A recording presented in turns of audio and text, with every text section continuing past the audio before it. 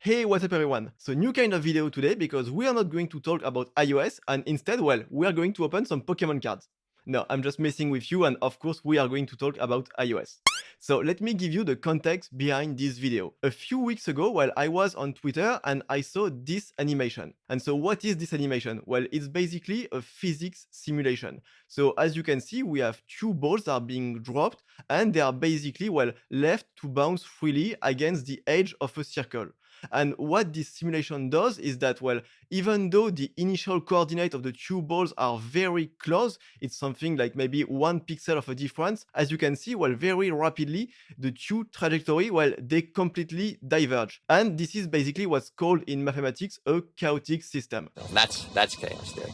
And right now, well, you're probably thinking, what does any of this has to do with iOS? Well, the thing is that seeing this video, it reminded me of the fact that a few years ago, there was an API introduced in UIKit that actually implemented a physics engine in UIKit. And yeah, I'm indeed saying UIKit and not SpriteKit or any kind of dedicated framework. And so it got me curious. And what I try to do is that I try to implement this same simulation while using UIKit and this physics API. And actually, I managed to do it and I saw that it was, well, quite easy and short to do. And so I got the idea to make a video to show you actually what is this API, how does it work, and well, basically, well, do some kind of archaeology around this old API because it's an API that was introduced back in the days of iOS 7. So enough said for the intro, let's get started. So as you can see, I am in an Xcode project, so I just created a new project with the app template, and I'm going to implement everything inside the default view controller that was created by Xcode. So first thing, as you can see, I'm going to implement all of my code in View will appear. And the reason why I'm using View will appear and not ViewDidLoad is because I'm going to need the actual coordinates of my views. Okay, so as you can see, I've introduced two constants in order to manage, well, the size of the circle and the size of the balls. Then I'm going to start and set up my scene. So first I'm going to introduce, well, a color for the background. Then in order to make, well, both the circle and the balls, I'm going to introduce this nice utility method. So it's an extension on UI view and I'm implementing a method setCornerRadius. And you can see that it's going to do a lot of nice things in order, well, to correctly set the corner radius of a view. And then I'm going to start implementing some views. So first, as you can see, I have what is called the boundary. So it's the circle inside which my balls are going to bounce. So as you can see, it's just a UI view. I'm giving it a frame and then I'm giving a border color. So it's going to be a white border. There is a border width. I'm setting the corner radius to be half the size. This way it's going to be a circle. And finally, I am adding my boundary as a subview to my view. So pretty straightforward. Then I'm going to actually add the code for one of the balls. So as you can see, I'm adding only a single ball for now because it will make the code, well, a little bit simpler. And then I will add the second ball a little bit later. And so with this code, my scene is set up, we could say, well, statically. So I'm going to launch my app in the simulator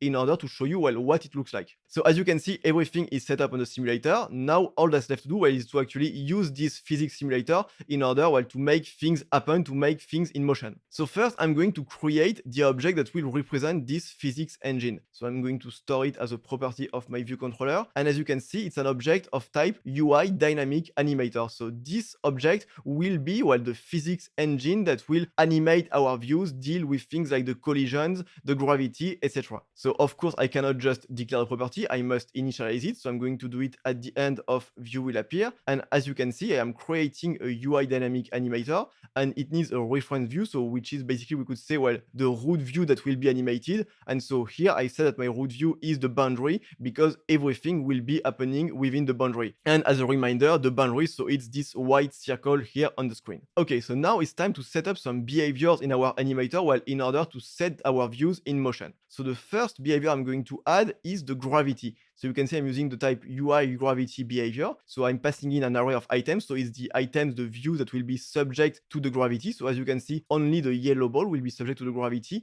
because I want my boundary, so my white circle, not to be affected by the gravity. I want it to be static. I'm setting up a value for the magnitude of the gravity. So here I've chosen to put 2 because it's basically, well, what gave the best result visually. But of course, you could try to tweak this value. And finally, I'm going to add this behavior to the animator. Okay, so now I'm going to build the app once again, and well, we should expect to see the yellow ball dropping onto the circle. So it was pretty fast, but the ball has indeed dropped, and that makes sense because it is now affected by gravity. But as you can see, it has not collided with the circle, and it makes sense because I haven't said anything to my physics engine about the ball colliding with the circle. So it's time to do this. So I'm going to implement a second behavior. So as you can see, it's a collision behavior, and you can see that I'm setting it up by saying, okay, well, the items I add to the behavior are, well, just the yellow ball. Then I'm adding a boundary to this behavior. So you can see that the boundary is the bounds of the yellow circle. And finally, I'm setting up the collision mode to be of type boundaries. And so what this argument does is that it makes sure that my items, well, they only collide with the boundary. So right now, I don't actually need this line, but in the future, when I will add the second ball, this line will make sure that the two balls don't collide with each other. Okay, so then I must add this behavior to the animator. And then once again, I'm going to relaunch the app. And so as you can see, the ball is dropping and then is basically staying put at the bottom of the circle. And it's because I must add one last behavior. And so as you can see, this behavior is called the resistance. So I set it up with an elasticity of 1. And what it's going to do is that basically when the ball is going to collide with the circle, well, the ball will keep all of its energy. And this is basically well, what is going to allow the ball to bounce around. And of course, just like before, I must also add this behavior to the animator. And actually that's it this time. So my scene is completely set for dropping one ball inside the boundary. So I'm going to launch the app once again.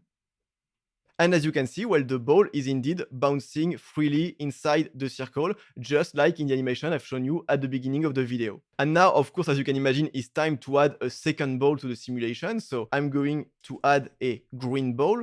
And then, well, what I have to do is just inside the several arrays so that I've created when I was creating my behaviors, of course, I must add the green ball. So in the gravity, in the collision, and finally in the resistance. Okay, so before I relaunch the app, I actually realized that I forgot to show you, well, what is the difference between the yellow ball and the green ball. So just like in the original video, the difference lies in the starting point of the ball. So as you can see, the yellow ball is starting exactly at the middle of the screen. And for the green ball, well, it's almost at the middle of the screen, but as you can see on the x-axis, I have changed it a little by multiplying the coordinate by just 1%. So I've changed something that is of the amount of 1%. And just like in the original video, you're going to see that when I launch the app, well, this very small difference in the starting position is going to very rapidly lead to a completely different trajectory. So now that's it. It's time to relaunch the app for the last time. And as you can see, the two balls are being dropped, and just like in the original simulation, well, we can see that the two trajectories, well, they completely diverge, and they diverge very fast. Now, of course, if you put side by side, well, the simulation I've just implemented using UI Dynamic Animator and the video from the beginning of the episode, well, of course, you're going to see that they don't really look the same, and it makes sense because probably, as you can see, the parameters, the arguments I've set up in my simulation, they are probably a little bit different. And that's all for this video about this old API, so UI Dynamic Animator introduced with iOS 7. And I think it was not a very popular API because I know I've heard of it, well, back when it was introduced, but I have actually never used it in an app. And by the way, if you have already used this API inside one of your apps, well, please let me know in the comment because I would be, well, super curious to know, well, which use case you have implemented with this API. Before we end, I just want to tell you that there are several links in the description. Well, first, of course, you have a link to get the code I've shown you in the video if you want to experiment with it. Then you will have a link to the original tweet, so with the original video I've shown you in the intro if you want to learn more about the author of this video. And finally, there will be a link to a YouTube video where the person who made